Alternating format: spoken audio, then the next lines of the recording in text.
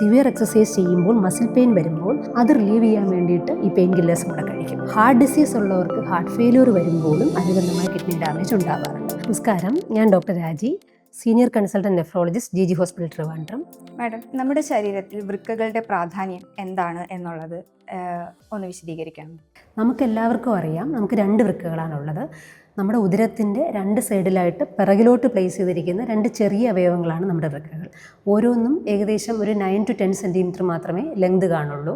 വെയ്റ്റും കുറവാണ്, 150 ഗ്രാമോളമേ ഉണ്ടാവത്തുള്ളൂ. പക്ഷേ ചെറുതാണെങ്കിലും വൃക്കകൾക്ക് വളരെ വൈറ്റൽ ആയിട്ടുള്ള റോളാണ് നമ്മുടെ ശരീരത്തിൽ മുഴുവനും ഉള്ളത്. എല്ലാ അവയവങ്ങളും നന്നായി പ്രവർത്തിക്കുന്നതിന് വൃക്കകൾ നന്നായിട്ടിരിക്കണം. ഏറ്റവും പ്രധാന ഫംഗ്ഷൻ വൃക്കകൾ നമ്മുടെ വളരെ ഇമ്പോർട്ടൻ്റ് ആയിട്ടൊരു എക്സ്ക്രീറ്ററി, അതായത് വിസർജനത്തിന് സഹായിക്കുന്ന ഒരു അവയവമാണ്. ബ്ലഡ് വൃക്കകളിലൂടെ പാസ് ചെയ്യുമ്പോൾ വൃക്കകളിലൊരു ഫിൽറ്ററുണ്ട്, ഗ്ലോമർലസ് എന്ന് പറയുന്ന, അതുവഴി വേസ്റ്റ് പ്രോഡക്ട്സ് എല്ലാം യൂറിനായിട്ട് പുറത്തേക്ക് പോകുന്നു. അതാണ് ഏറ്റവും പ്രധാനമായ ഫംഗ്ഷൻ വൃക്കകളുടെ. രണ്ടാമത് ബ്ലഡ് പ്രഷർ മെയിൻ്റനൻസ്, ധാതുലവണം, അതായത് സോഡിയം പൊട്ടാസ്യം അങ്ങനെയുള്ള ധാതുലവണങ്ങളുടെ കൺട്രോൾ, ആസിഡ് അതായത് അമ്ലത്തിൻ്റെ കൺട്രോൾ, ഇതെല്ലാം വൃക്കകളുടെ പ്രധാനപ്പെട്ട ഫംഗ്ഷനാണ്. ഇതുകൂടാതെ നമ്മുടെ RBCs അതായത് ചുവന്ന രക്താണുക്കളെ ഉൽപ്പാദിപ്പിക്കുന്നതിന് എറിത്രോപോയിറ്റിൻ എന്ന് പറയുന്ന ഒരു ഹോർമോൺ ആവശ്യമാണ്. അതിൻ്റെ പ്രൊഡക്ഷനും വൃക്കകളിൽ നിന്നാണ്. പിന്നെ നമ്മുടെ എല്ലുകളുടെ ബലത്തിന് അത്യാവശ്യമായ ഒരു ജീവകം, അതായത് വൈറ്റമിൻ ഡിയെ സജീവ ഫോം, അതായത് ആക്റ്റീവ് ഫോം ആക്കുന്നതിന് വൃക്കകൾ വളരെ ഇമ്പോർട്ടൻ്റ് ആയിട്ടുള്ള ഒരു ഫംഗ്ഷൻ വഹിക്കുന്നുണ്ട്. സോ ചെറുതാണെങ്കിലും വൃക്കകളുടെ റോള് വളരെ വലുതാണ്. ബാക്കി എല്ലാ അവയവങ്ങളും നല്ല രീതിയിൽ പ്രവർത്തിക്കണമെങ്കിൽ വൃക്കകൾ നന്നായിട്ട് ഫംഗ്ഷൻ ചെയ്യണം. അതുകൊണ്ട് വൃക്കകളുടെ സംരക്ഷണവും അത്രത്തോളം പ്രാധാന്യം അർഹിക്കുന്നുണ്ട്. ഇനി അടുത്ത വൃക്ക രോഗങ്ങളിലേക്ക് പോകുമ്പോൾ വൃക്ക രോഗങ്ങൾ എത്ര തരത്തിലുണ്ട്? നമുക്ക് കിഡ്നി ഡിസീസിനെ മെയിനായിട്ട് 2ആയിട്ട് തിരിക്കാം. അക്യൂട്ട് കിഡ്നി ഇഞ്ചുറി, അതായത് താൽക്കാലികമായി ഉണ്ടാകുന്ന വൃക്കസ്തംഭനവും ക്രോണിക് കിഡ്നി ഡിസീസ്, അതായത് സ്ഥായിയായ വൃക്കസ്തംഭനവും, ഇങ്ങനെ 2ആയിട്ട് തിരിക്കാം. അക്യൂട്ട് കിഡ്നി ഇഞ്ചുറി എന്ന് പറഞ്ഞാൽ നമുക്കൊരു അസുഖം വരുമ്പോൾ വൃക്കകൾക്ക് കുറച്ച് ഡാമേജ് വരികയും ഫംഗ്ഷന് ചേഞ്ച് വരികയും ചെയ്യുന്നതിനാണ് നമ്മൾ അക്യൂട്ട് കിഡ്നി ഇഞ്ചുറി എന്ന് പറയുന്നത്. ക്രോണിക് കിഡ്നി ഡിസീസ്, അതായത് CKD, ദാറ്റ് ഈസ് സ്ഥായിയായ വൃക്കസ്തംഭനം, അത് കിഡ്നിക്കുണ്ടാവുന്ന ഡാമേജ് 3 മാസത്തിൽ കൂടുതൽ പെർസിസ്റ്റ് ചെയ്യുമ്പോഴാണ് നമ്മൾ ക്രോണിക് കിഡ്നി ഡിസീസ് എന്ന് പറയുന്നത്. അക്യൂട്ട് കിഡ്നി ഇഞ്ചുറിയുടെ കാരണങ്ങൾ എന്താണെന്ന് നമ്മുടെ സമൂഹത്തിൽ നമ്മൾ നന്നായി അറിഞ്ഞിരിക്കേണ്ടതാണ്. കാരണം പലപ്പോഴും ഇതിനെപ്പറ്റിയുള്ള അവയർനെസ് ഇല്ലാത്തപ്പോൾ നമുക്ക് ഓരോ അസുഖം വരുമ്പോൾ കിഡ്നി ഡാമേജ് ഉണ്ടാവാൻ ചാൻസ് കൂടുതലാണ്. അക്യൂട്ട് കിഡ്നി ഇഞ്ചുറി വൃക്കകളുടെ ഇൻഫെക്ഷൻ, യൂറിനറി ഇൻഫെക്ഷൻ വന്ന് മുകളിലേക്ക് പോയി കിഡ്നിക്ക് ഇൻഫെക്ഷൻ വരുന്ന പൈലോനെഫ്രൈറ്റിസ് എന്ന് പറഞ്ഞൊരു സിറ്റുവേഷൻ ഉണ്ട്. അത് സീരിയസ് ആയിട്ട് വന്നു കഴിഞ്ഞാൽ, സീരിയസ് ആയിട്ട് നമ്മൾ എംഫസിമാറ്റസ് പൈലോനെഫ്രൈറ്റിസ് എന്നൊക്കെ പറയും. അതായത് കിഡ്നിയുടെ ഇൻഫെക്ഷൻ സീരിയസ് ആയിട്ട് വന്നു കഴിഞ്ഞാൽ കിഡ്നിയുടെ പ്രവർത്തനത്തിന് താൽക്കാലികമായിട്ട് പ്രശ്നം ഉണ്ടാവാം. അതുകൂടാതെ നമ്മുടെ കിഡ്നി സ്റ്റോൺ വന്നിട്ട് തടസ്സമുണ്ടായാലും കിഡ്നിക്ക് അക്യൂട്ട് കിഡ്നി ഇഞ്ചുറി ഉണ്ടാവാം. അപ്പോൾ ക്രിയാറ്റിൻ റൈസ് ആവുകയും ബാക്കി യൂറിൻ കുറയുക, നീര് വരിക, അങ്ങനെയുള്ള പ്രശ്നങ്ങൾ ഉണ്ടാവാം. ഇതിലുപരി നമ്മുടെ ശരീരത്തിൽ ജനറലായിട്ടുണ്ടാകുന്ന അണുബാധകൾ, സ്പെഷ്യലി പറയുകയാണെങ്കിൽ എലിപ്പനി നമ്മുടെ നാട്ടിൽ വളരെ കൂടുതലാണ്. എലിപ്പനി, ഡെങ്കിപ്പനി, സ്ക്രബ് ടൈഫസ് എന്ന് പറയുന്ന ചെള്ളുപനി, ഇതിനകത്തൊക്കെ ഒരു പരിധിയിലേറെ സിവിയറിറ്റി വരുമ്പോൾ, അസുഖം കടുക്കുമ്പോൾ കിഡ്നിയെ ബാധിക്കുകയും അക്യൂട്ട് കിഡ്നി ഇഞ്ചുറി ഉണ്ടാവുകയും ചെയ്യുന്നു.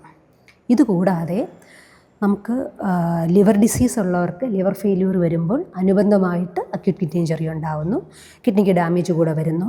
ഹാർട്ട് ഡിസീസ് ഉള്ളവർക്ക് ഹാർട്ട് ഫെയില്യൂർ വരുമ്പോഴും അനുബന്ധമായി കിഡ്നി ഡാമേജ് ഉണ്ടാവാറുണ്ട്. പക്ഷേ ഇതെല്ലാം സാധാരണ താൽക്കാലികമാണ്. പിന്നെ നാം പൊതുജനവും സാധാരണക്കാർ, മെഡിക്കൽ ഫീൽഡ് അല്ലാത്തവരുൾപ്പെടെ നമ്മൾ അറിയേണ്ട ഒരു പ്രധാനപ്പെട്ട കാര്യമാണ് മരുന്നുകളുടെ പാർശ്വഫലമായിട്ടുണ്ടാവുന്ന വൃക്ക ഡാമേജിനെ പറ്റി നാം അറിഞ്ഞിരിക്കണം. പ്രധാനമായിട്ട് പറയാൻ, നമ്മൾ ഓവർ ദ കൗണ്ടറൊക്കെ മേടിക്കുന്ന, തനിയെ ചെന്ന മെഡിക്കൽ സ്റ്റോറിൽ പറഞ്ഞ് മേടിക്കുന്ന NSAID group of pain killers, വേദന സംഹാരികൾ, പലതും ഡേഞ്ചറസ് ആണ്. ഉദാഹരണമായിട്ട് പറയുകയാണെങ്കിൽ ബ്രൂഫിൻ, മെഫ്താൽ, വോവറാൻ, സിറഡോൾ P, ഇങ്ങനെയുള്ള വേദന സംഹാരി മരുന്നുകൾ നമ്മൾ സർവ്വസാധാരണമായി നമ്മുടെ നാട്ടിൽ മെഡിക്കൽ സ്റ്റോറിൽ പറഞ്ഞാൽ കിട്ടാൻ ഈസിയാണ്.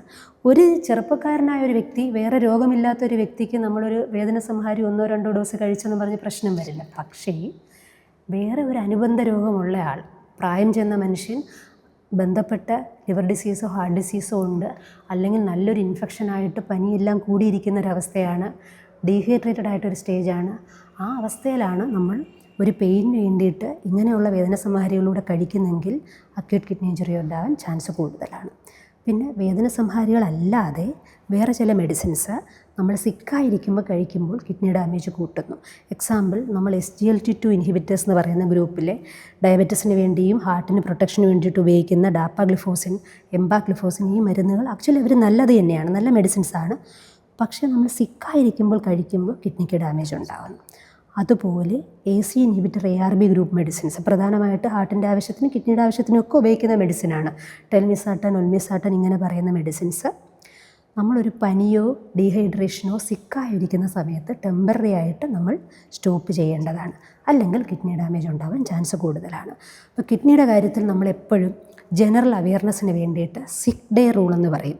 അതായത് സിക്കായിരിക്കുമ്പോൾ താൽക്കാലികമായിട്ട് നിർത്തിവെക്കേണ്ട ഗുളികകൾ, അതിലേറ്റവും പ്രധാനം NSAID ഗ്രൂപ്പ് ഓഫ് പെയിൻ കില്ലേഴ്സാണ്. ഞാൻ നേരത്തെ പറഞ്ഞ ബ്രൂഫിൻ, മെഫ്താൽ, ഡൈക്ലോവറാൻ അങ്ങനെയുള്ള ഗുളികകൾ, പിന്നെ ഒൽമിസാട്ടൻ, ടെൽമിസാട്ടൻ, മറ്റേ റാമിപ്രൽ അങ്ങനെയുള്ള കുറച്ച് മരുന്നുകൾ, എംപാഗ്ലിഫോസിൻ, ഡാപ്പാഗ്ലിഫോസിൻ, ഈ മരുന്നുകളെല്ലാം സിക്ക് ഡേ റൂളിൽ വരുന്ന മരുന്നുകളാണ്. അപ്പോൾ മരുന്നുകൾ വളരെയധികം പ്രധാനമാണ്. പിന്നെ ചില വ്യക്തികൾക്ക് നമ്മുടെ ആൻറ്റിബയോട്ടിക്സ്, എല്ലാ ആൻറ്റിബയോട്ടിക്സും പ്രശ്നമല്ല. നമ്മൾ ഈ ആൻറ്റിബയോട്ടിക്സ് കിഡ്നി ഡിസീസുമായിട്ട് പറയുമ്പം അത് പൊതുജനങ്ങളുടെ ഇടയിൽ ഒരു തെറ്റിദ്ധാരണ ഉണ്ടാക്കും. ആൻറ്റിബയോട്ടിക്സ് കഴിച്ചിട്ടാണോ കിഡ്നി ഡാമേജ്? എല്ലാ ആൻറ്റിബയോട്ടിക്സും ഇല്ല, വളരെ ലിമിറ്റഡ് ആയിട്ട്. അതായത് അമിനോഗ്ലൈക്കോസൈഡ് ഗ്രൂപ്പ് ഓഫ് മെഡിസിൻസ് ഉണ്ട്, ജെൻഡാമൈസിൻ, അമിനോഗ്ലൈക്കോസൈഡ്സ്, പിന്നെ വാങ്കോമൈസിൻ, അങ്ങനെയുള്ള ചില ആൻറ്റിബയോട്ടിക്സ് മാത്രമാണ് കിഡ്നി ഡാമേജ് ഉണ്ടാക്കുന്നത്. എന്ന് വെച്ചാൽ അത് ഉപയോഗിച്ചുകൂടെന്നല്ല, അത് ഉപയോഗിക്കുമ്പോൾ എസ്പെഷ്യലി പ്രീവിയസ്ലി കിഡ്നിക്ക് ഡാമേജ് ഉള്ള ആൾക്കാർക്ക് അക്യൂട്ടായിട്ട് റീനൽ കിഡ്നി വർസനിങ് വരാൻ ചാൻസ് ഉണ്ട്. അപ്പോൾ അത് കെയർഫുള്ളായിട്ട് യൂസ് ചെയ്യണം.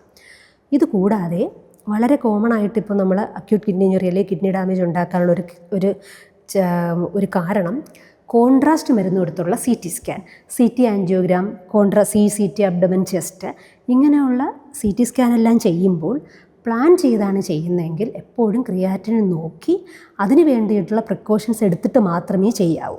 ഈ കോൺട്രാസ്റ്റ് മരുന്നുകളെല്ലാം ഹാൻഡിൽ ചെയ്യേണ്ടത് കിഡ്നിയാണ്. അത് കിഡ്നി വഴിയാണ് പാസ് ചെയ്യുന്നത്. അപ്പോൾ കിഡ്നിക്ക് ചെറിയ ഡാമേജ് ഉള്ള വ്യക്തികൾക്ക് ഈ കോൺട്രാസ്റ്റ് മരുന്ന് പ്രോപ്പർലി എക്സ്ക്രീറ്റ് ചെയ്യാനും കഴിയില്ല, അതുകൊണ്ട് ഡാമേജ് ഉണ്ടാവുകയും ചെയ്യും. അതുപോലെ നമ്മൾ ഇതേ കോൺട്രാസ്റ്റ് തന്നെയാണ് കൊറോണറി ആൻജിയോഗ്രാം, ഹാർട്ടിൻ്റെ ആൻജിയോഗ്രാമും ആൻജിയോപ്ലാസ്റ്റിയും ചെയ്യുമ്പോൾ ഉപയോഗിക്കുന്നത്. ആ സമയത്തും ഈ പ്രിക്കോഷൻസ് എടുക്കേണ്ടതാണ്. യൂഷ്വലി ഡോക്ടേഴ്സ് അതിൻ്റെ പ്രിക്കോഷൻസ് എടുത്തിട്ട് മാത്രമേ അതുമായിട്ട് മുന്നോട്ട് നീങ്ങുകയുള്ളൂ. അപ്പോൾ ഇവയെല്ലാം അക്യൂട്ട് കിഡ്നി ഇഞ്ചുറിയുടെ കാരണങ്ങളാണ്. ഇതുകൂടാതെ നമ്മൾ റീസെൻ്റ്ലി നമ്മൾ കാണുന്ന കുറച്ച് ഇൻട്രസ്റ്റിംഗ് ആയിട്ട് താൽക്കാലികമായിട്ട് വൃക്കകൾക്ക് ഡാമേജ് ഉണ്ടാക്കാവുന്ന ഒരു കാരണമാണ് നമ്മുടെ പുളിഞ്ചിക്കയുടെ ഉപയോഗം. ഞാൻ എപ്പോഴും പറയുന്നതാണ്, പുളിഞ്ചിക്ക അതായത് ഇരുമ്പൻ പുളി എന്ന് വെച്ചാൽ നമ്മുടെയൊക്കെ പുരടത്തിൽ നിറയെ കാണുന്നതാണ്. അതൊരു ഫ്രൂട്ടാണ്. കറികൾക്ക് പുളി രുചി വരുന്നതിന് വേണ്ടിയിട്ടാണ് അത് ഉപയോഗിക്കുന്നത്. അപ്പോൾ 1-2 പുളിഞ്ചിക്ക നമ്മളൊരു മീൻ കറിയിലോ ഇട്ട് കഴിക്കുകയോ അല്പം ഉപ്പിലിട്ടത് കഴിക്കുകയോ ചെയ്തെന്നും പറഞ്ഞ് പ്രോബ്ലം ഉണ്ടാവില്ല. പുളിഞ്ചിക്ക റിച്ച് ഇൻ ഓക്സലേറ്റ് കണ്ടൻ്റാണ്, നിറച്ച് കോൺസെൻട്രേറ്റഡ് സൊല്യൂഷൻ ഓഫ് ഓക്സലേറ്റ് ആണ് നമ്മൾ പുളിഞ്ചിക്ക അടിച്ച് ജ്യൂസാക്കി കുടിച്ചാൽ കിട്ടുന്നത്. അപ്പോൾ ഓക്സലേറ്റ് വലിയ തോതിൽ പെട്ടെന്ന് ചെല്ലുമ്പോൾ കിഡ്നിക്ക് ഡാമേജ് ഉണ്ടാകും. അക്യൂട്ട് ഓക്സലേറ്റ് നെഫ്രോപ്പതി എന്നാണ് ഇതിന് പറയുന്നത്. അപ്പോൾ എന്തിനാണ് ആൾക്കാർ പുളിഞ്ചിക്ക കഴിക്കുന്നത്? നമ്മുടെ നാട്ടിലൊരു വിശ്വാസമുണ്ട്, ഒരു 10-20 പുളിഞ്ചിക്ക റോ ആയിട്ട് പച്ചയ്ക്ക് ജ്യൂസ് അടിച്ച് കുടിക്കുകയാണെന്നുണ്ടെങ്കിൽ അത് കൊളസ്ട്രോളിനും BP കുറയാനും നല്ലതാണെന്ന് പൊതുവിലൊരു ധാരണയുണ്ട്. അപ്പോൾ അതിന് വേണ്ടിയിട്ട് പലരും കഴിക്കും. പക്ഷേ നമ്മുടെ ഒരു മെഡിക്കൽ എക്സ്പീരിയൻസിൽ നിന്ന് നമ്മൾ കണ്ടിട്ടുള്ളത്, ഒരു 20 പുളിഞ്ചിക്കയോളം പച്ചയ്ക്ക് ഒറ്റയ്ക്ക് ജ്യൂസ് അടിച്ച് കുടിച്ചിട്ടുണ്ടെങ്കിൽ അക്യൂട്ട് കിഡ്നി ഫെയിലിയർ ഉണ്ടാവാൻ ചാൻസ് കൂടുതലാണ്. ചിലപ്പോൾ ടെമ്പററി ആയിട്ട് ഡയാലിസിസ് പോലും ചെയ്യേണ്ടി വരാറുണ്ട്. അതുപോലെ വേറൊരു നമ്മുടെ ഇപ്പോഴത്തെ റീസെൻ്റ് ആയിട്ടുള്ളൊരു പ്രവണത നമ്മുടെ ജിം യൂസ്.